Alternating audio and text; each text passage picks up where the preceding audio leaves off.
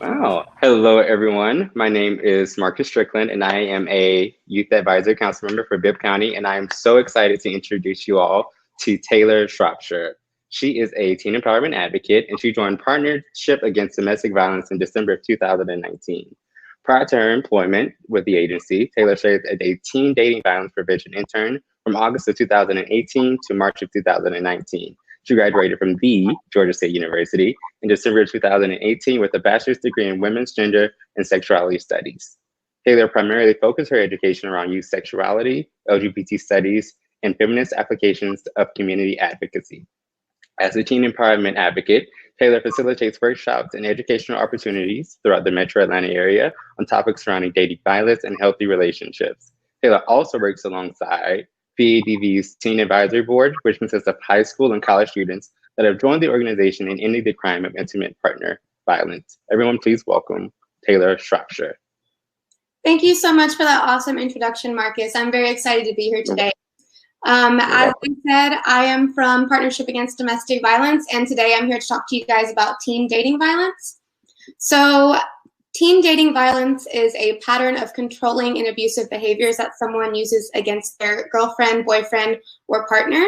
There are many different forms of teen dating violence, and there are many different ways that it can manifest. It's not always the blatant physical abuse that someone could be experiencing. It's not always bruises and stuff. It could be verbal, emotional, mental. It could be sexual abuse. And one thing that we are seeing a lot of frequently is technological abuse. So that's that form of blackmail and cyberbullying that we're seeing a lot. So to start, I'm going to go through a couple statistics. The biggest one is that 1 in 3 teens report being abused in their dating relationship. And then another 1 in 3 teens report knowing a friend or a peer who has experienced this type of abuse. So usually when I'm in a classroom of 30 kids, I tell everyone to look around and say, hey, there's going to be 10 of you that are going to experience this. And that's a really good way to put some of this into perspective. A few more numbers that I can throw at you are 8 out of 10 girls who have been physically abused continue to date their abuser, although they know that the behavior and the relationship doesn't have an appropriate dynamic. 3 out of 10 teens experience emotionally and controlling behavior. 1 in 5 teens who have been in a relationship said that a boyfriend threatened violence or self-harm if presented with a breakup, which is one of those reasons that people might stay in an abusive relationship. And then 1 in 5 high school girls who has been physically or sexually assaulted. 1 out of 5 high school girls has been physically or sexually assaulted by a dating partner. Another very alarming statistic is that here in the state of Georgia, we rank 3rd highest in teens that are experiencing physical abuse. And I can't remember off the top of my head, but we have ranked in the top 10 out of all of the states for the past 10 years, and that has not changed. So this is very, very relevant and very prevalent in the type of youth settings that we're seeing here in Georgia. Our last statistic is going to be of girls between the ages of 15 and 19 that are murdered each year, 30% are killed by their husband or boyfriend. So this is any sort of homicidal situation, no matter what, 30% of them are being killed by their intimate or dating partner. So at this point, I'm going to turn to our lovely panel and ask them just a couple questions. So the first question I'm going to ask for this presentation is, after looking through all of these statistics, and some of them are extremely alarming, what are a few reasons that some of you could think that someone might stay in an abusive or a toxic relationship? I'll take the floor on this one. My name is Arlette, and I'm a GCAB YAC member. And as a college student, I just recently graduated, and I had a friend who was in a emotionally abusive relationship. And I think, honestly, what kept her in that relationship for so long until she finally broke it was that it was denial. She didn't want to accept that she was going through this kind of abuse, and that the things she heard from pamphlets and presentations on abuse is that this is not her. This is not as serious as someone getting physically abused, right? And so I think that it took some time and some counseling for her to finally realize the treatment she was getting was not what was supposed to be like, right? And so I think that is one of the biggest reasons, at least in my age range, is that they kind of compare abuses, right? And that it's not as bad as it should be, so that should be fine, right? Absolutely. Denial is a huge one. Mm-hmm. Thank you for sharing. Does anyone else have any ideas?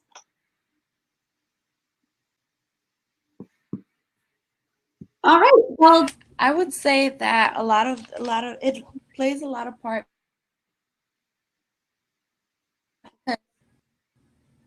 Oh no, I think we're losing you.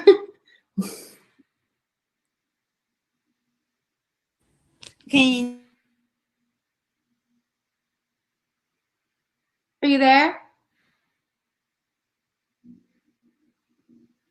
Okay. I think her signal is cutting in and out right now, but not to worry. We're going to talk a little bit more in depth about all of the different types of situations that people could be in that would keep them in these sort of situations and these abusive relationships. So the next portion that we're going to talk about is something called the power and control wheel.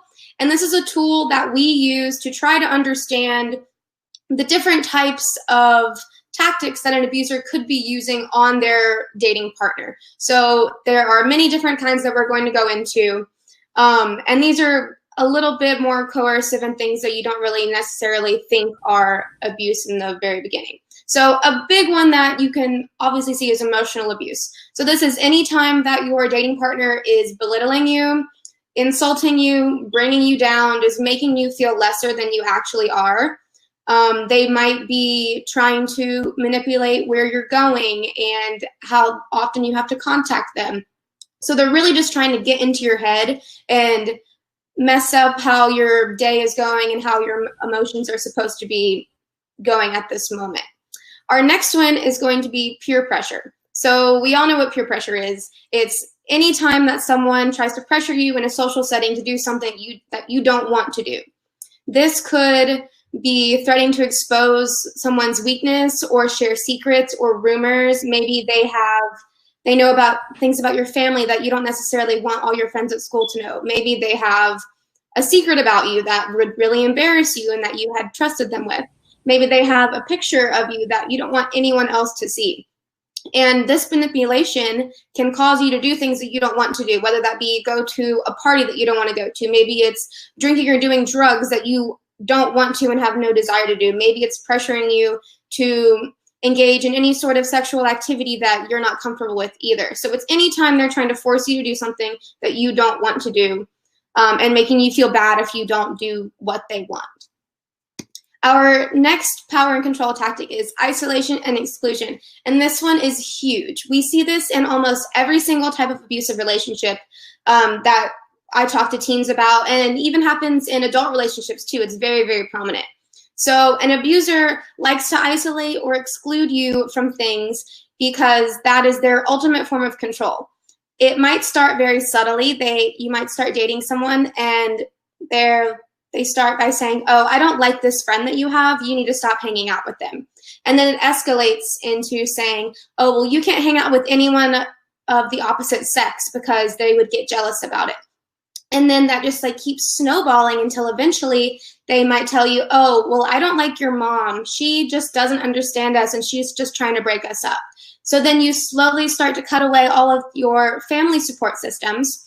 And then one day you wake up and the only person that you have to talk to and support you is your abuser. And so that is a way to trap you into this relationship, and you don't really have anyone to reach out to try to better the situation or access help or anything of that nature. So isolation and excluding is a very toxic habit, a toxic tactic that abusers will use. Our next one is using social status. When I talk to high schoolers, this is something that I see all the time. An abuser will treat their partner as lesser than them based on maybe a school social status. So let's say a girl starts to date a guy who's on the varsity football team, and he's really popular and everyone loves him, and any girl would just do anything to date him. but he turns out to be a really bad partner and you want to break up with him. And he turns to her and says, oh, well, you're never going to find anyone better than me. Like, you're so lucky that I'm willing to date you. And then that would play with someone's mind being like, oh, well, I guess I am lucky. Maybe things aren't that bad. Maybe I should put up with it, because that the social pressure could be too high and you might just be trying to juggle those social status levels. And that can be very, very tricky. Another form of social status is gender roles and gender norms. So maybe your partner is trying to control what you do because they want you to act like the ultimate form of a woman or the ultimate form of femininity. So they want you to act a certain way and dress a certain way, and they justify their actions as being the man and being masculine because that's how men are supposed to act. So that can be a very tricky situation to be in if someone is trying to make you adhere to gender norms that you don't necessarily believe in or want to do. Intimidation is a very common form of abuse. They're trying to scare you, basically. And this is something that might happen right before physical abuse. They could be raising a fist to your head, but not actually going to hit you. They could be throwing something right next to your head and having it smash into the wall behind you. They're not actually hurting you, but they're just letting you know that they are capable of this sort of violence and abuse. It could be lots of threats and things of that nature. And then something that unfortunately happens is people who might hurt a family member or a pet or something like that. Our next one is going to be minimize, deny, and blaming. So they could be abusive and then they will immediately apologize and say they didn't mean to. Or they might say, well, I wouldn't have hit you if you didn't make me mad, or I wouldn't have done this if you hadn't have done that. So they're trying to change the dynamic and say it's your fault instead of it's their fault for being abusive. They also might tell you, oh, well, that's not that bad. Like, it wasn't that bad. You're overreacting. Or they could just flat out deny it, like, altogether. And denial or denying abusive behaviors is something that we call gaslighting. I'm not sure if people are familiar with that. It's a term that we're seeing a lot more recently, but it's basically where you manipulate the person's mind into thinking that maybe they did just make it up. Maybe I am being dramatic. Maybe things really aren't that bad and I'm the one who's messing everything up right now. So that can be a very manipulative thing because it turns into mental abuse and it gets into your brain, and then suddenly you're stuck and you start to believe it, and there's not really anything that can convince you otherwise because they might be the only person that you have anymore. And if that's what they're telling you, then it could be, I don't know, you get stuck. So threats are they're a bit more intense than intimidation. So it could be them threatening to hurt you, or they might be threatening to kill themselves if they break up with you. They could be threatening to abuse your family. And the fear of those threats keeps you in that situation because, of course, you don't want anything to happen to them. You don't want anything to happen to your family, and you're scared for your own safety. So it keeps you stuck in those toxic relationships. And our last one is going to be sexual coercion. So sexual coercion is anytime someone is manipulating or making threats to get someone to have sex with them or do any sort of sexual act that they are not comfortable with. This could also include getting you drunk or giving you any sort of drugs that limit your ability to think properly and soberly, and then you make decisions that you wouldn't necessarily make if you were in a proper and sober state of mind.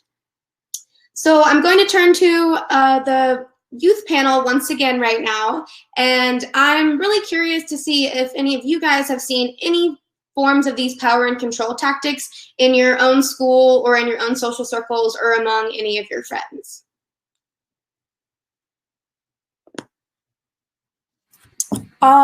So I think the intimidation definitely plays a part because the concept of gaslighting, right? Mm-hmm. So kind of making the person who is the victim essentially taking the blame is very powerful, especially in those who are young, right? Mm-hmm.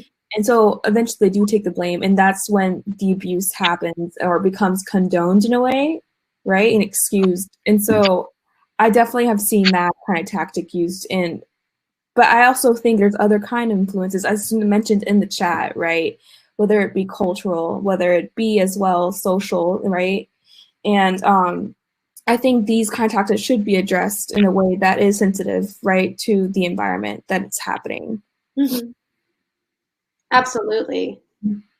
Has anyone else seen any other examples of these power and control tactics?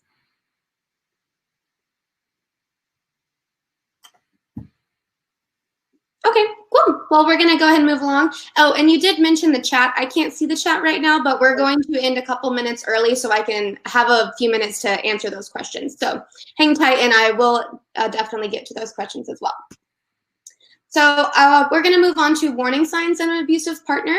And these questions are some really helpful questions to ask yourself if you think that you might be getting yourself into a little bit of a sticky situation, or you're trying to decipher if you're actually in a healthy relationship or not.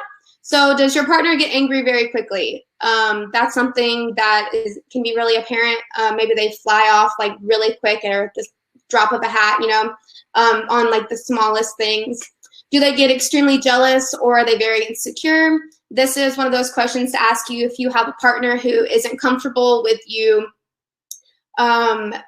interacting with someone of the opposite sex, if you are in a heterosexual relationship, and then if you are in a homosexual relationship, or if they get jealous if you talk to people of the same sex as well. Is your boyfriend, girlfriend, partner a smooth talker or a charmer? Are they very, very lovey in the very beginning, just almost too good to be true? That's something to question if suddenly that behavior switches and that charm isn't there anymore. Does your partner demand things get serious very early in a relationship? Let's say you're dating 2 weeks and they're already planning your wedding or something like that. That's really something to be cautious of, because lots of times abusers want you to get very serious very quickly, because the more serious you get, let's say you get married, then suddenly your lives are much more intertwined, and it gets much harder to extract yourself from that, and then all of your decisions are kind of made together as a unit. And another question to ask is, has your partner or anyone from his or her family been abused? So this is kind of, I'm very wary to say this sometimes, because this is not always a dead giveaway that you're going to have an abusive partner, but it is something to consider if the only sorts of relationships that they have experienced in their household or in their lives are abusive, then they might think that that is what a normal relationship looks like. So it's just something to take into consideration. Some red flags are going to be mood swings and changes in personality. Oh, I'm sorry. These are red flags of someone who is experiencing an abusive relationship. So they might have a change in their mood and their personality. Changes in eating and sleeping habits often occur because they're always under constant stress and things of that nature. So they kind of just disregard eating and sleeping and self-care habits. They might be constantly thinking or worrying about their dating partner. They might always be on their phone, and they always have to text them back, and they have to call them so many times a day at specific times, things of that nature. Because if they don't, then they know they would get in trouble and something bad might happen to them. They also could have difficulty making decisions or relying on the decisions of others, because everything that they're doing depends on their partner's say in whatever that is. A couple other red flags are going to be avoiding friends, changes in their social life. They might drop hobbies and sports teams that they used to really, really love.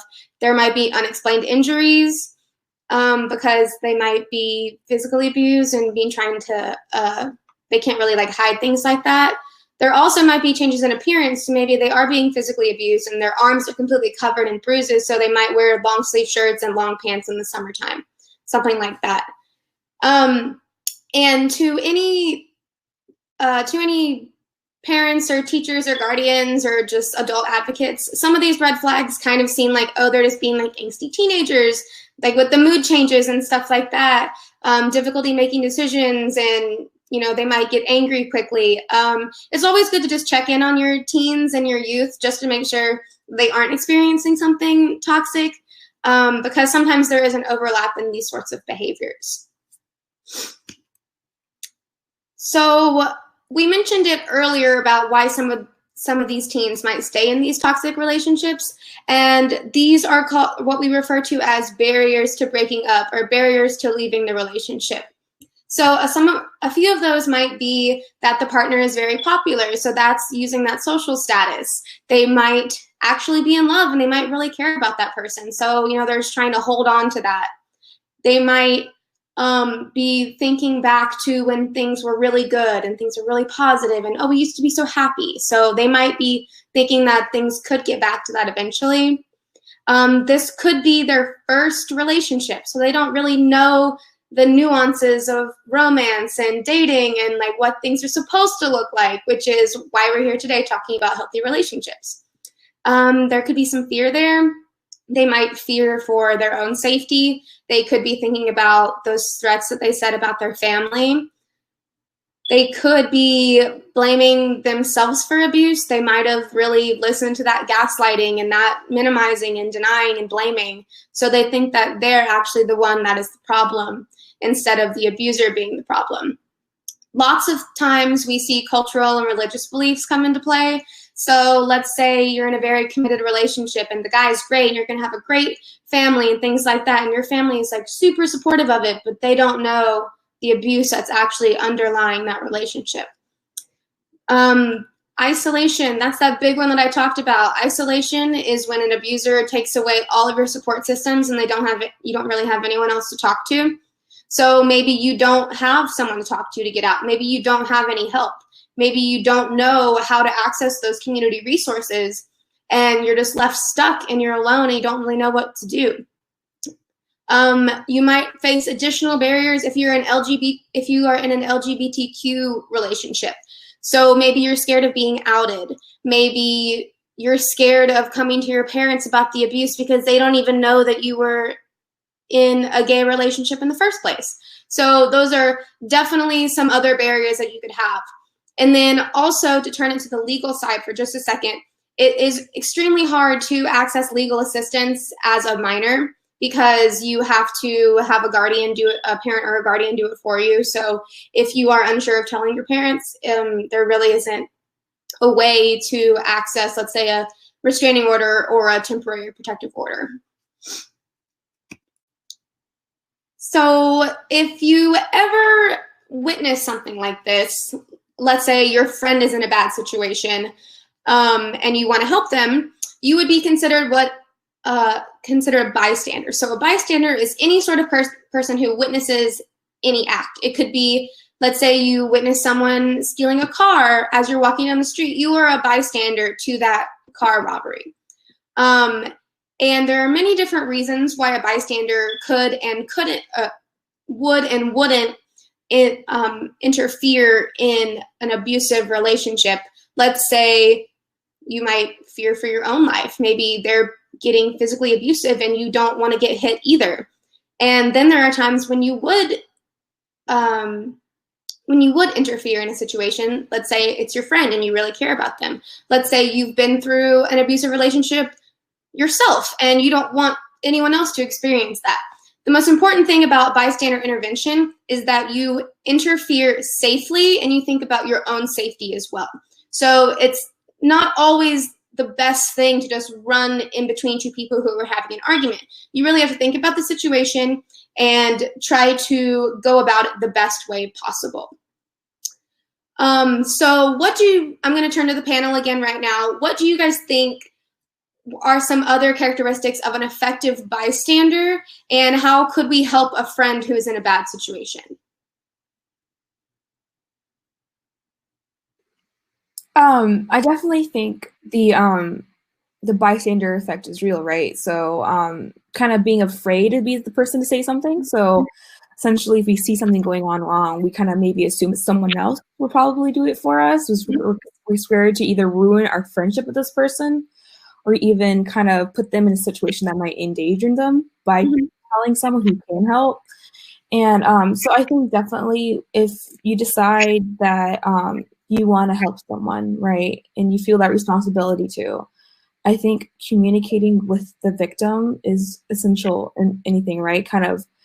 But then if they either are too scared, you might have to find someone who is legally or can safely help them get out of this relationship, right? So whether it be a domestic dispute or whether it be something that could endanger their lives, I think definitely getting someone who can intervene if in a way that you may not be able to is especially in those who are younger. So whether it be, involving a professor, involving maybe your campus police, stuff like that.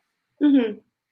Absolutely. And I'm really glad that you said communicate with the survivor or the person who's experiencing the violence, because that is so important. Because if you go and tell their mom that this is happening, like you go and tell your friend's mom that this is happening, they might get really mad at you. That might make things a little bit worse if they're unprepared for what is about to happen. So always involve the survivor and the person who's experiencing the abuse in this sort of bystander intervention and whatever you plan to do, because that could have, later consequences. So yes, thank you for your answer. That was great.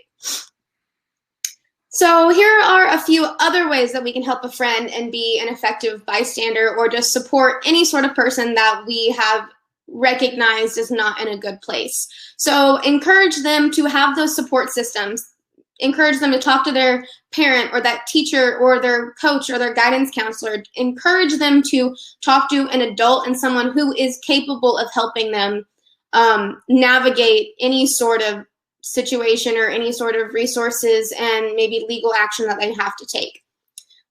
Something that I tell people all the time is to create a safety plan. This is the most important thing that you can do with someone, and I tell everyone to do it. Anytime I go into a high school, I have every single person create a safety plan. And a safety plan is a detailed document, or just maybe it's in your phone or whatever, that has all of the community resources that you need. It has all of your parent and guardian's information on it. It has your principal and your guidance counselor's name and numbers on it, all of the local law enforcement, things like that, that could help you. I also encourage people to have different points of exit in their house. So maybe they can identify their front door, but let's say the front door is blocked. Oh, I know I can jump out this bathroom window and I'll get out safely. Have your neighbors' phone numbers and things on it in case you do have to escape your house sometime and you can run to your neighbor's house. Create a code word with your friends. So my code word, I change it frequently, but my code word used to be pineapple. So anytime I would text my friend the word pineapple, or if I did text my friend the word pineapple, she would know, oh, Taylor's in trouble. I need to call her mom. I need to call her roommate, something like that. Let's say you post this code word on your Twitter feed or as your Facebook status. Anyone who sees that is close enough to you knows, oh, she needs help. I need to go and I need to do something about this. So all of those, all of that information is really important to have, and that is what we call a safety plan. So my last question for the panel for now is, what information or important resources would you put on your own safety plan? Or what would you encourage a friend or a peer to put on their safety plan? I definitely think the code word is very important, especially in today's world, right? What I have done personally with friends, since I went to a college that was outside of my city and town, so I was pretty far away from my family friends, my family. With my roommates, essentially, or any of my close friends, I shared my location. Oh. Right? Yeah, so whether it be using Find My Friends on the iPhone, or whether it be using Life 360, that was essentially in a case of an emergency, right? So if I went on a date with someone who I didn't know, a blind date, for example, I would say, hey, I'm going to this location. I don't know this guy yet, but please make sure, if I text you something, I need help, come pick me up, right? that is something I definitely do with my friends, but I don't know if you have other suggestions. That's what I do essentially. That's awesome. Yeah, I think the sharing your location is very, very helpful. And I know you can do that on Snapchat now, I think. Yeah. Yeah, so that's great. If you have that trusted best friend that you are totally comfortable with them knowing where you are all the time, then absolutely. And I really like that you mentioned, like, when you're going on a date, like, let's say you're going on a Tinder date and you like met this guy on an app, like, of course that is a very good precaution to take. So yeah, that's a really good suggestion. I know someone also mentioned in the group chat right here that when you take an Uber as well, it shares your location. You can share your location also with your friends as well, right? And so Uber has different tactics of protecting you. If you are leaving a date that you were unsafe or going towards a date that you don't feel safe, it also there's safety measures there as well. That's another great suggestion. That's awesome. Yeah, you definitely have to be safe when you're taking Uber and Lyft and all of the ride sharing apps that we have nowadays. Yeah, great suggestion. So we've talked about all of these different aspects of a toxic relationship so far. So to end, I'm just going to highlight some aspects of a healthy relationship. So our number one characteristic of a healthy relationship is going to be effective communication. The two of you have to be able to talk to each other. You're not going to be able to have a healthy relationship if you don't have the ability to sit in a room and listen to each other and listen to your feelings and listen to how you made each other feel. That's extremely important. Our second one is going to be expressed boundaries. So you can come up with those boundaries by having effective communication. You have to understand what each of you like and don't like, what each of you are okay with and what you're not okay with. You also have to have shared power. So we mentioned the power and control wheel. Power is not necessarily a bad thing. Power becomes bad when it turns into control. So having shared power is having equality in a relationship. You both have just as much of a say in your decisions for your relationship as the other one does. You have to, number 4, you have to respect each other. So respect is respecting that power and equality. It's respecting those boundaries, and it's respecting what the other person is saying when they're trying to communicate with you. And then our last one is going to be self-esteem, which is all about bringing your partner up and not bringing them down. So your partner should be your number one supporter, your biggest cheerleader, the person who is going to support you no matter what your decision is and just make you the best person of yourself that you can be. So to end really quickly, we here at PUDV, we have a Teens Against Dating Violence Advisory Board, which our lovely panelist Shayla is a member of. We meet monthly, but now since all of this quarantine, oh no, it's going faster. Now since quarantine, we're meeting weekly for a 30-minute Zoom meeting, which has been really fun. They help us, the teen board helps us with our social media, and they promote Teen Scene, which is the teen program. And they also help us with all of our initiatives that have to do with teenagers in our organization, and we just run everything by them to make it seem as relevant as possible. So if you are interested in joining the teen board, we have rolling applications, and we are always interested in welcoming new members. And it's a really fun time, and they help us with really everything. They're super awesome. Oh no, it's not going. Hold on, I'm gonna do this really quick.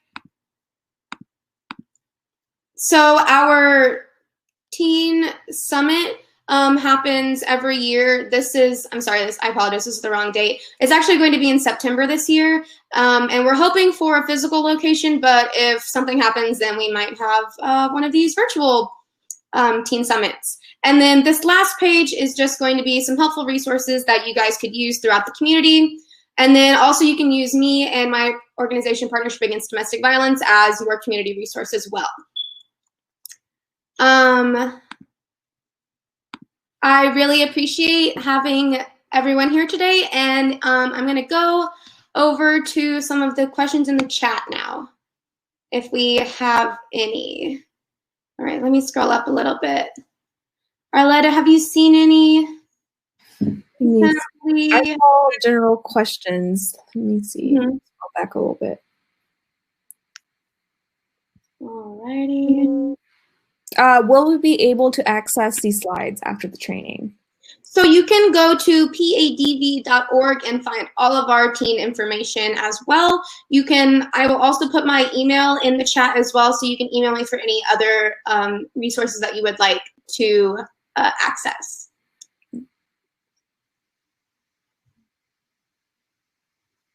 Right. I'm reading all the comments. These are great, guys.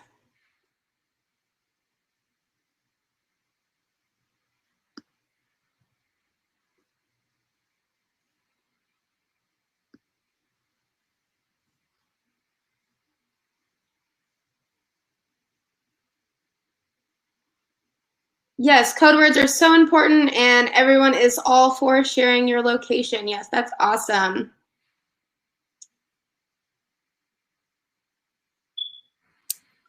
So we have someone who said that they would love more info about the safety plan.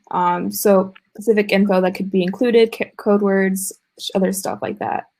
Awesome. So I'm going to leave my email in the chat, and you guys can email me, and I will actually send you a PDF file of a safety plan that you can print out.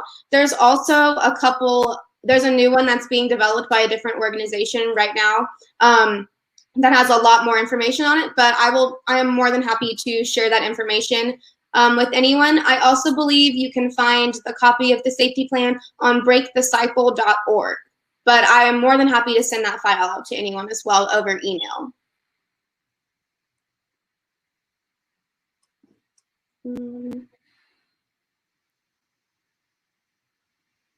Yeah, are there any other questions that people might have? I'm loving all the conversation in the chat. This is awesome.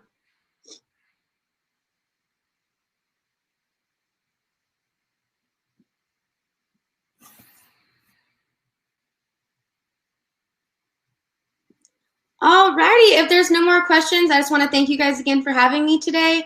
And I will drop my email in the chat, and you guys can message me, and I can send out any of those resources that you guys want as well.